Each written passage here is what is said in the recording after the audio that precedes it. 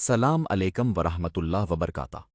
آج میں آپ کو ہمارے پیارے نبی کریم صلی اللہ علیہ وسلم کے اخلاق کا ایک ایسا واقعہ سناؤں گا جسے سن کر دل نرم ہو جاتا ہے اور آنکھیں بھر آتی ہیں۔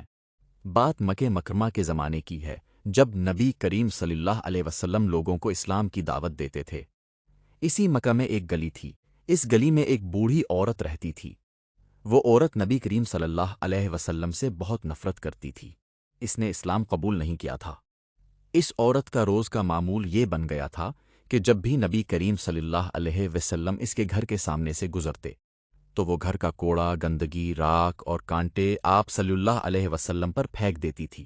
سوچیں کتنی تکلیف کی بات تھی، لیکن ہمارے نبی صلی اللہ علیہ وسلم کا جواب کیا تھا؟ آپ صلی اللہ علیہ وسلم ایک لفظ بھی نہ فرماتے، خاموشی سے اپنے کپڑے جھاڑتے، مسکرا دیتے اور اپنا راستہ لے کر آگے چلے جاتے۔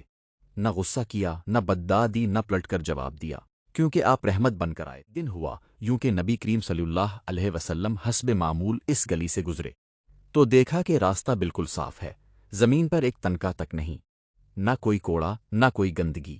آپ صلی اللہ علیہ وسلم رک گئے اور صحابہ کرام رضی اللہ عنہم سے پوچھا، آج اس گلی میں وہ بوڑھی عورت نظر نہیں آ رہی جو روز کوڑا پھینکتی تھی، وہ کہاں ہے؟ لوگوں نے عرض کیا، یا رسول اللہ صلی اللہ علیہ وسلم، وہ بیمار ہے، اپنے گھر میں بستر پر پڑی ہے۔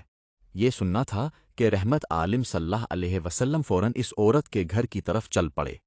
صحابہ حیران رہ گئے، جو آپ کو تکلیف دیتی تھی، آج آپ اس کی تیمارداری کو جا رہے ہیں۔ آپ صلی اللہ علیہ وسلم اس عورت کے دروازے پر پہنچے اور دروازہ کھٹکھٹایا۔ اندر سے کمزور سی آواز آئی، کون ہے؟ آپ صلی اللہ علیہ وسلم نے فرمایا، میں محمد صلی اللہ علیہ وسلم ہوں، تمہارا حال پوچھنے آیا ہوں۔ بوڑھی عورت نے جب یہ نام سنا تو دروازہ کھولا۔